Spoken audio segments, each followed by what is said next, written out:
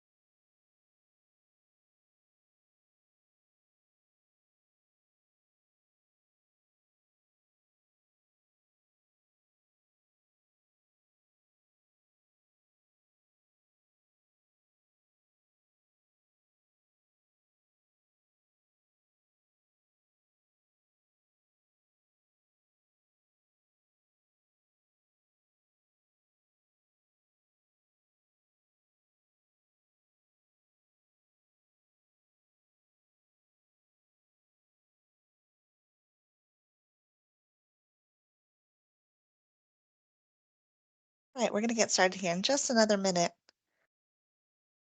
I think there's 1 or 2 more people we're expecting.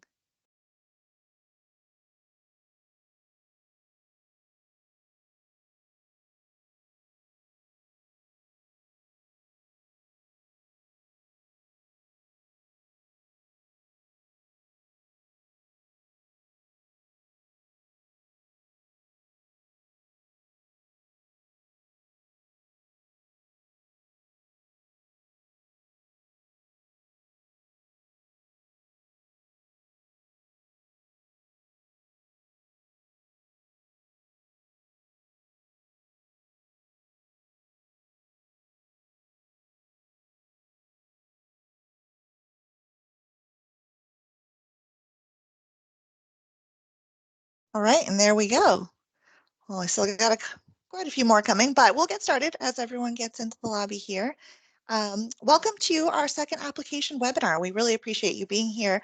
We'll try to keep it on time, of course, and answer all of your questions about the cybersecurity grant and the fiscal year 23 application. If you can't see my screen, please let me know. Raise your hand.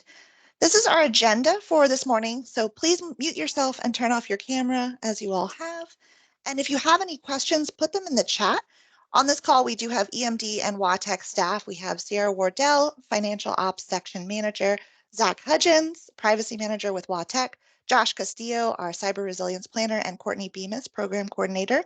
If we haven't yet met, I am Melissa Berry. I am the new Program Manager over the SLCGP grant, which we will call cybersecurity grant for today because that's just easier to say. So I'm going to go ahead and turn off my camera and get started.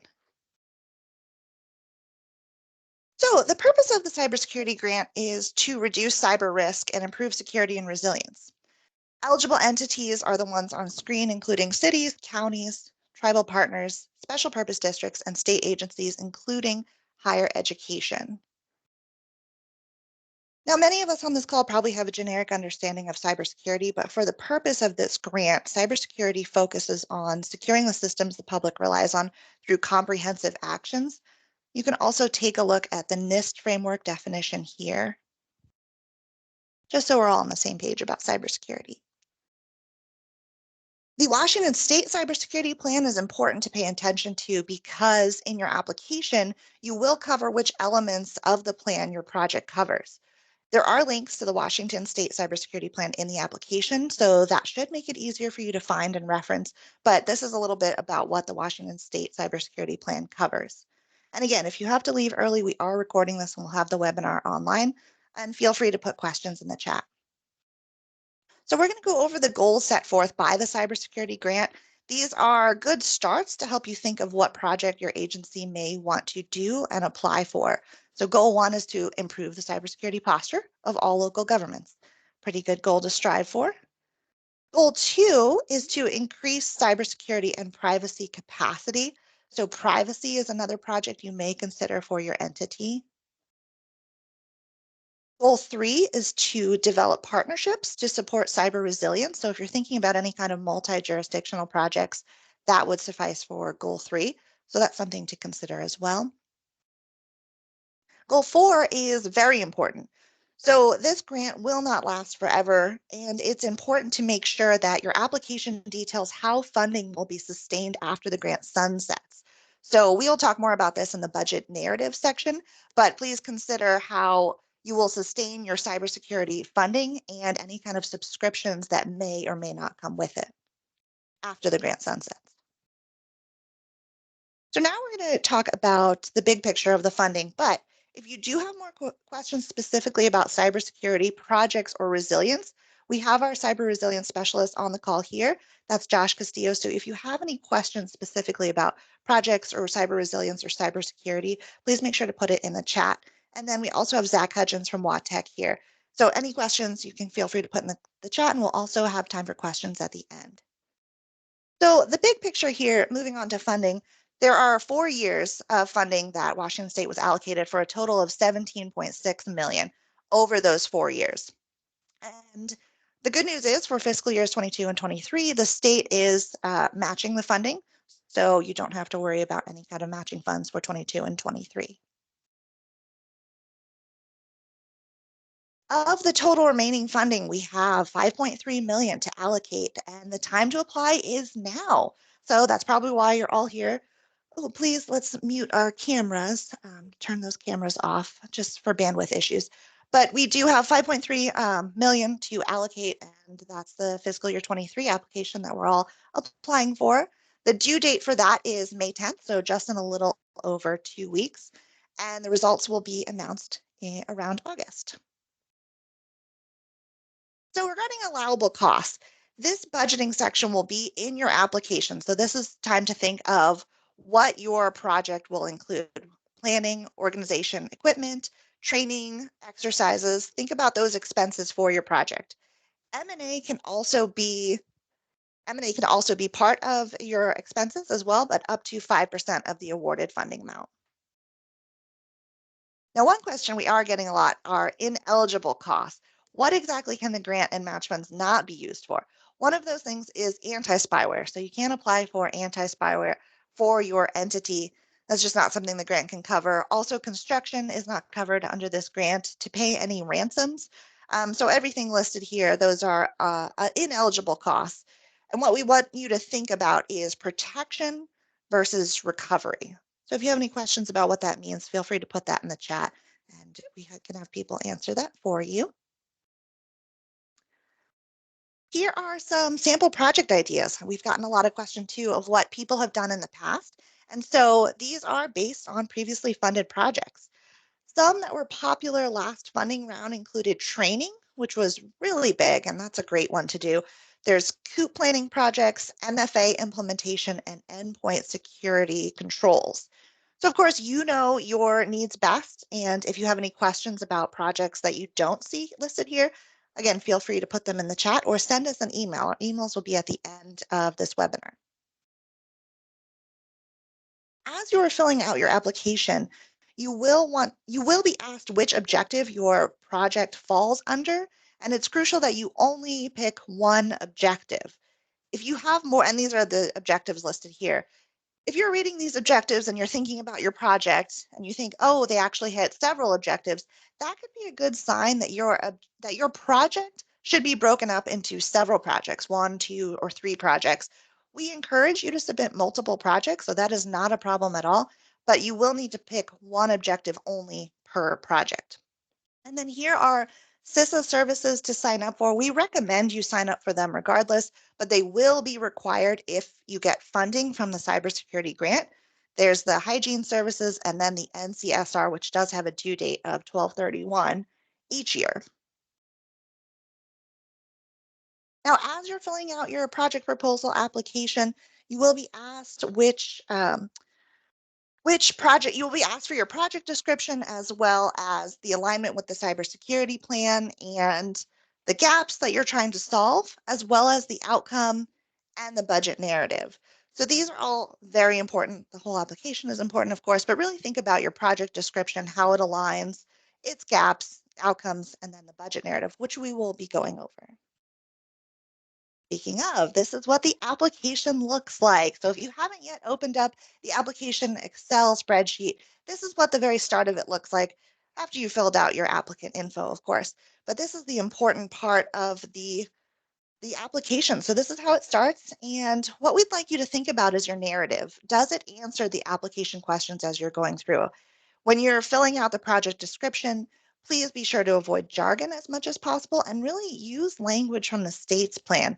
The state's plan is very thorough and it can give you a lot of information that you'd want to include in your application. And now we're at the objective section. So again, you will only choose one objective for your project. Choose the best one for your project. And if you have multiples that you say, these are all the best ones for my project, again, that might be a sign that you need to break your project out into multiple projects, which is absolutely okay. And then also you will include the elements of the Washington State Cybersecurity Plan that your project aligns with. There are 16 elements, and you can refer to more than one while you're filling out this section. And then if you're now asking, well, I don't know where to find the Washington State Cybersecurity Plan, guess what? It is all actually to the right of the application. So while you're filling it out, make your screen size big so that you can see links to the Washington State Cybersecurity Plan, links to our scoring criteria, any information about eligibility, max character length. These are all your quick reference tools, which is very, very handy. In the impact section, we'd like you to think about if there are any additional cybersecurity projects in mind that your entity has planned down the road. This will be helpful to us as the scoring takes place to see what kind of cybersecurity plans you have for the future and also incorporate information about how the funding will be sustained if necessary after the grant ends. So if there's any kind of sustained funding that needs to take place, how will your entity take care of cybersecurity funding in the future? Also, describe what the intended outcome of the project is when it's complete. So what are you expecting to get once this project is completed and funded? What's the goal? And then we're getting to the project schedule. So in the project schedule, make sure to set your project milestones and the timeline. They do need to fall within the period of performance, which for fiscal year 23 is 12/1/23 to 11/30/27. And if you have service or subscription contracts that fall outside of the period of performance, then you'll need to talk about how that will be sustained afterwards. We have gotten a lot of questions about subscription and service contracts and if they go beyond the period of performance. If you do have questions about that, please feel free to put it in the chat or send us an email if it's a very specific question, because we do have some more information about that. And now we're at the projected cost section. So this is the budgeting section that we talked about before. This is where you'll include any information about planning, organization, equipment, training, and exercise costs. Be sure to include indirect amounts and then keep an eye on any M&A to not go over 5% of the total funding requested. The budget narrative is also an important section that will talk about the detail, specifically including calculations about what the budget is going towards. So, having done a round of funding before, we do have some recommendations for you. These are some of the best practices that we recommend based on the previous funding rounds. So overall, be clear in your application and don't hesitate to ask us if you have specific questions or you'd like cybersecurity guidance. As I mentioned before, we have several people on the call that can answer questions, but we also will have our emails at the end if you have anything more specific or you don't have time to stay and ask questions. Also, be sure to mention how the project aligns with the 16 elements in the Washington State Cybersecurity Plan. Include a plan for sustainment. We've talked about that several times now. It's very important for how you plan to sustain cybersecurity for your entity going forward after the grant ends. And then be clear in talking about governance and oversight, as well as be cognizant of your funding requests too. So we do have $5.3 million, but we do want to make sure that we're able to spread it around Washington State. So just be cognizant of the project or projects that you are submitting. The scoring process. So you won't be in the dark when it comes to scoring. We've gotten a few questions about that, but we have a link on the side that talks about the scoring criteria. And also there are 4 grades, which are mastery, competent, adequate, and insufficient. All of that information is also on the application itself. So again, you won't be in the dark about that. But the planning committee reviews and scores the applications, and then the CIO approves the projects. If you do have specific questions about scoring, we do have Zach Hudgens on the call, and I highly recommend you reach out to him or put your question in the chat so that he can answer it. All right, so we have next steps for you. Thank you so much for sticking with us through this webinar application, but applications are due May 10th. The sooner you get them in is the better, because if we have any questions, we will email you back. So the sooner you can get to us, the sooner we can review it and ask you any questions if we have any. We do also have technical assistance available. As I mentioned, we have several people on this call, as well as our emails will be in the next slide. So you can reach out to us if you have any specific questions, but we are here to help. So please ask us questions. And then we will move on to questions now, but here are our emails. This is my email. We have Josh's email and then Zach's email, and we will open it up to questions. So please feel free to raise your hand, and Courtney will call on you if you have to answer your question. We do have one question in the chat from Pamela. If we submit a couple of projects, should we also include which ones we would prioritize in terms of funding need or urgency of the project? Yeah, that makes sense. Does that question make sense? Yeah, it does. I think that would be fine. Sierra, what have you seen in the past that have people done that before? So yes, we asked people to do that last year, but we also received 143 projects, and that's kind of lost when the scoring committee is going through and scoring projects. So I would probably just say, put it in the project description that you have other projects, but this is your priority, and then we will try to respect your wishes in that way. I guess it was in reference to, I mean, if you have 5 million, but, there's 8 million in requests, then you might say, well, we can award you one. Which one would you prefer? I guess that's kind of where that was coming from. Yeah, additional information it never hurts. Okay, perfect. Thank you. And then the next question in the chat is from Anita. Any advice or direction if this application is requesting a renewal of what was originally funded by a prior grant year?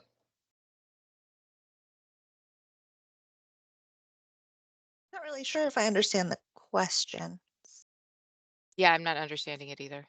Anita, if you want to come off mute and ask it maybe a different way. Sure. Last year we applied and were approved, and it was the first time we'd been through this grant process. And this year we're wanting to renew and expand the same services. I think noting that in your project description, and then there's another section that's like prior work that's been done and kind of relating how this will expand and, broaden the outcomes, just referring back to that original funding makes sense to me. Okay, thanks. All right, and the next question in the chat is from Mark. The application indicates spyware, but you mentioned anti-spyware. Can you better characterize what is allowed and not allowed? And then his follow-up is, I'm specifically thinking of anti-malware software. Thank you. Yeah, so Zach, this is actually the question we got at Partners. You had mentioned in your presentation about it that anti-spyware is not allowed. Can you extrapolate on that a little bit more? My impression is that it's spyware. I think that they don't want to, it's about protection, right? Let's go back to the underlying piece that we're trying to protect networks and trying to create a better cybersecurity profile for entities across the state. My impression of spyware is they don't want you buying stuff to monitor your employees, for example. I don't think it was anti-spyware, but I think it could be anti-malware, which would be sort of virus protection, that sort of a thing. But we'll get some more details on those specifics. But my impression is that they don't want you buying spyware. Okay, this is Mark from Edmonds, so thank you for that clarification. That makes a big difference. Okay. And I do have one other question, if I may add. Go ahead, Mark.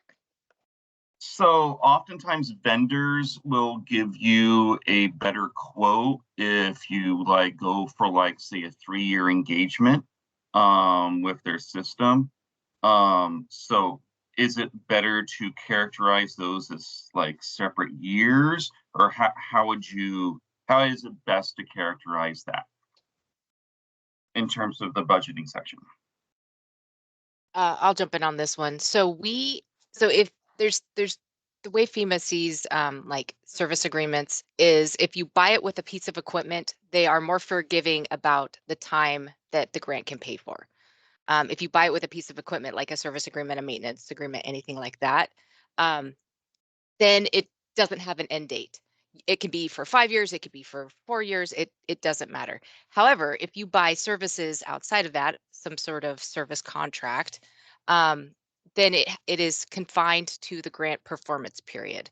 So if it is 3 years and there's only 2 years left in the grant performance period, then you would have to cover that last year with your local funds. And so when you're budgeting for that in like the budget narrative, you would explain what you're paying for and then how you're covering those costs. Does that answer your question? It does, because my organization, my city, is prepared to like put upfront costs and maintain in the future. We're just asking for, I guess that gives a little bit into like the cost sharing of it, but we're asking for like part of the funding during this specific grant funding time. You know what I'm saying? And we want to cost Yes. share with you. Yes. Yeah, I would just explain that in the budget narrative, what you're asking for. And then there's a section that's like the milestones, which that it just is confined to what is being covered by the grant. So those would kind of work together to explain your situation. Okay, thank you very much. If I may add to that, Sierra, it helps the scorers know that you've talked to your appropriating environment and that they're willing to continue on. So what we don't really want folks to do is spend money one time and be right back where they were after the money has been spent as where they were at, in the past. So if you've talked to your council or your commission or whoever, your board, about funding future, you should mention that as part of your narrative, as Sierra was referencing. Thank you. All right, the next question in the chat is, can we have multiple people submitting, or do you want one point of contact for submission? In other words, if they have 3 of them working on it, can each of them submit the project they're working on, or do you want one of them to submit? And that's from Tracy. Is it one project that 3 people are working on? No, it'd be 3 projects. Oh. So we've identified 3 that we'd like to go after. And we have different people working on them. I wasn't sure if you wanted one point of contact submitting all of them, or if is it an ARO issue, or can any of us kind of submit them? Sierra, do you want to answer that? Yeah, I'll jump in on this one. In terms of submission, we don't really have a preference. It's easier if we're following up with like agency information if we have one point of contact. If you were awarded funding, we will be just giving you one grant agreement with multiple projects or whatever. So at that point, we would need one point of contact. But if the person submitting it is the one that knows about the project, it kind of makes sense that they would submit it separately. Okay. It's just we kind of sat down and said, okay, what are things we're going to ask for?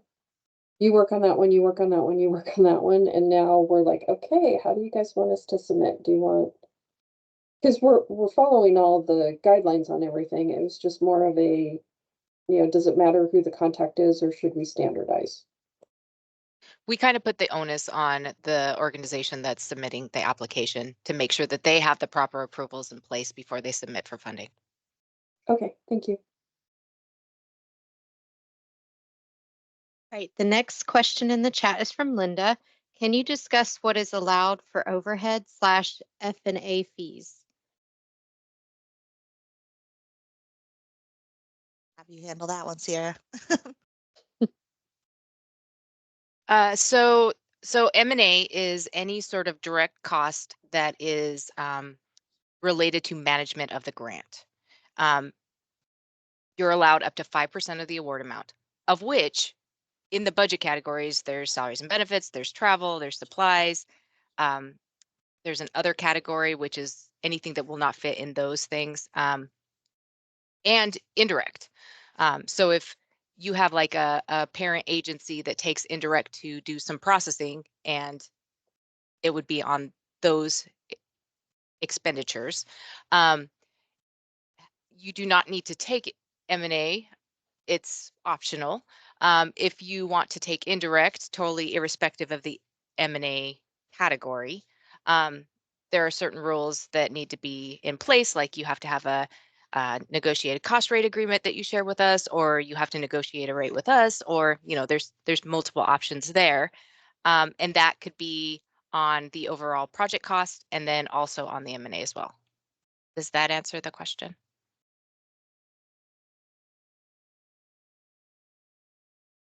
Cool. All right, next question is from Brian.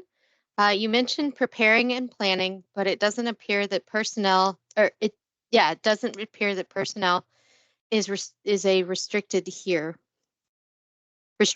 sorry. Can some of the grant be allocated to staff or personnel expenses to do planning, create plans, etc.,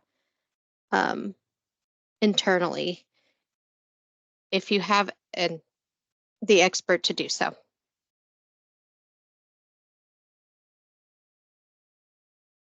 And if, Brian, if you want to come off mute and elaborate, you are more than welcome to. Yeah, I'm happy to. Like for this grant, it seems perfectly clear you could work with a consultant as an example to help you develop a plan. Could you allocate personnel expenses in the grant to do it internally if you've got the expertise to do those things? So I'm comparing two different things. Like I could probably use an outside service and allocate funding or try to acquire funding for that, versus if I have the expertise internally, I could just say, well, I think it's going to cost staff members this much time, and then I could charge the grant for the time to develop the plans internally. If that's where we need the expertise to come from. Those are totally allowable costs. You could charge internal staff time. We just have to do the verification that you're not supplanting your local funds that are already budgeted for that personnel. Got it. Thank you. Yeah, can I make that just underline what Sierra said? You're not allowed to supplant what you're already spending. And so you have to be very clear about that. And the scorers will notice as well. If it looks like you're just trying to shift personnel costs onto the grant, that will not be scored well. And any supplantation is not allowed under the grant. So just be very clear how you explain it, please. And that is all the questions from the chat. If anybody else has questions, can you please raise your hand?